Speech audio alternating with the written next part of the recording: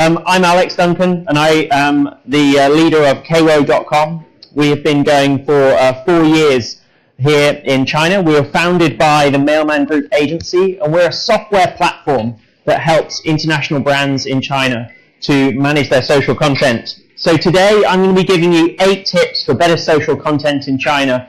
We have about 300 brands on our platform, and we follow many more thousands of accounts on Weibo, and so we see a huge amount of variation in how different brands tackle social. And so based on the data and the things we see happening on our platform, here are some advice that we're able to hand out.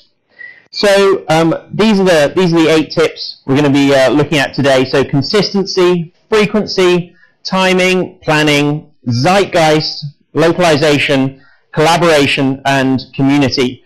These slides will also be up online afterwards if you want to have a look at them. So first, consistency. Now, a lot of this really isn't rocket science.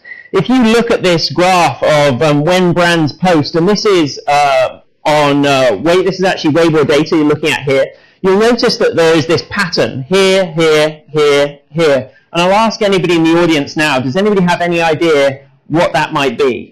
This is when brands post. Does anybody know anything about what that pattern might be? So this is actually weekends. So at weekends, people post a lot less content.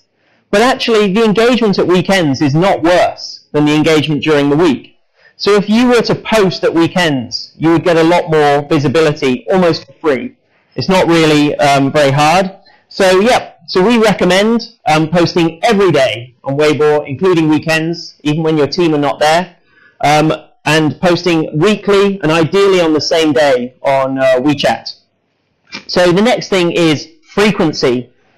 We've seen many cases of brands. We've seen brands posting as much as 20, 30, 40 times in a single day, and we've seen people posting just 1 or 2 times a week. So we've run data across hundreds of thousands of posts, and this is roughly the trend we see. This along the bottom here is the number of posts, and then up the side is a measure of engagement. If you get to about 5 posts, you get less engagement per post from that point onward. So if you post 25 times, you're not actually doing a lot better than if you post just 5 times a day. So our recommendation for tourism brands specifically is to post 3 to 6 times per day. And that might seem a lot for a lot of foreign destinations. That might be more than you're used to posting on Facebook, Twitter, and Instagram. But based on the data we're seeing, you should be posting 3 to 6 times per day on Weibo. Timing.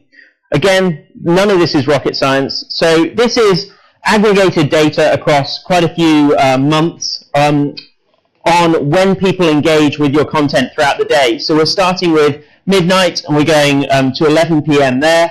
You'll see there's 2 kind of distinct points in the day when you're going to be getting more engagement. So again, very simple. 7 a.m. to 10 a.m. and 7 p.m. to 9 p.m. are our recommendations for when you should aim to release your content. If you actually use our product, we actually do something a little bit more clever. We build a prediction just for your account, which may vary depending on the type of account you have. Next, planning. So one of the very interesting things about the Chinese market being so different is that it maybe takes more of a bit of a shift in mindset sometimes for different teams to understand your destination if you have teams in China. So we think it's even more important for tourism accounts in China to plan ahead. You need to be scheduling your posts way in advance and making sure you have good collaboration between your local team who speak Chinese, write Chinese, and write the content, and your Western team who understand the destination better. So we recommend planning about 4 to 6 weeks ahead. This gives you more time to adjust where necessary. Zeitgeist. Now, this is probably, again, almost seems obvious, but the topics that trend in China can be very different to the topics that trend in the West. There was a great example of a story that went viral and actually made a little bit of press in the West as well. It the story of Brother Orange. And I'm not going to go into it now, but I recommend you check it out. It's a really good read. There's a long article on BuzzFeed. Now, if you're able to attach the content you're creating to some of the content you're creating to trending events, then that's a great opportunity to get more engagement and capture more of the moment.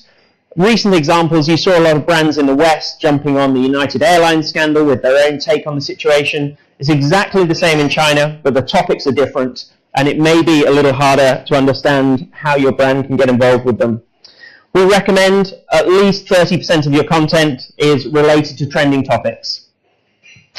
So, localization.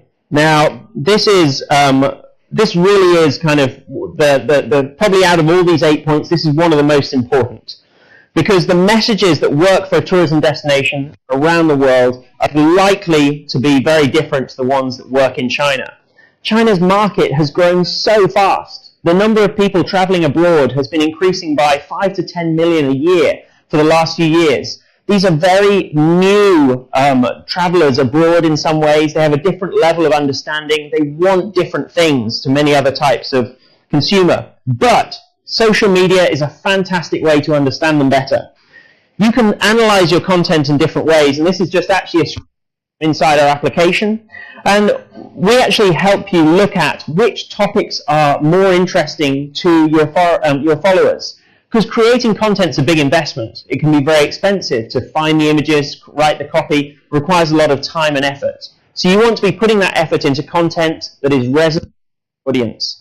And so identifying what themes work better, just a great example to kind of give you some sense of perspective. If you're marketing Australia, these images over here are probably a lot more interesting to Chinese travelers than the ones on the right. They're possibly less adventurous, and they maybe don't want to go and hang out in the outback as much as they'd like to eat seafood and hang out in Sydney. This is just one tiny example of the kind of things that you might come across.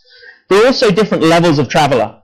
You've got travellers who have never been to your destination. They need a different type of content to travellers who are more familiar with your destination. So you have to create a mix of content targeted at different levels of traveller, and very much focused on the persona for this market.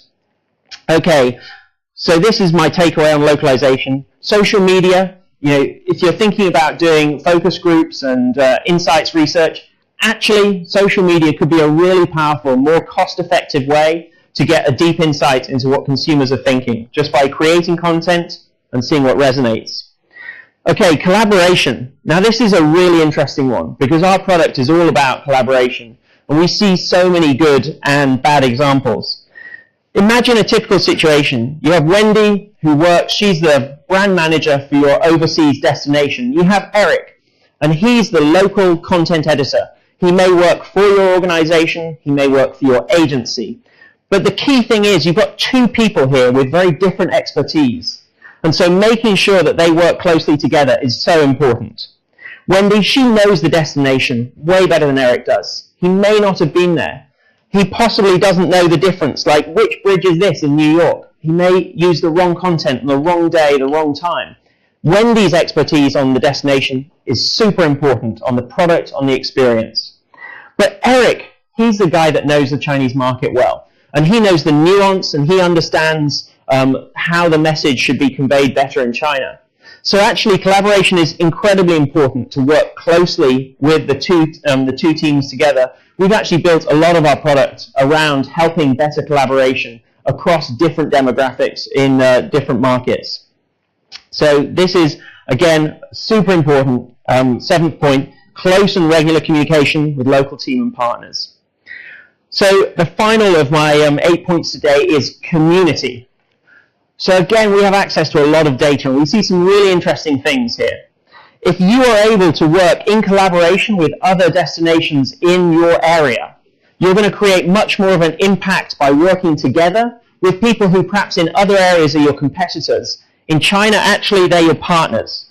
This is a great example. New York City reposted a post by the Empire State Building. This is exactly the kind of thing that destinations should be aiming to do. Countries should repost cities and destinations, national parks should repost each other and create the feeling of really exciting places for people to go and travel. This is probably the hardest of our points to achieve, but it's actually one of the most impactful in terms of how to get your brand message out there. So, final point, work together. I just want to finally mention KAWO. We are the #1 social platform for overseas DMOs managing social media in China, and you can find out more on our website, kawo.com.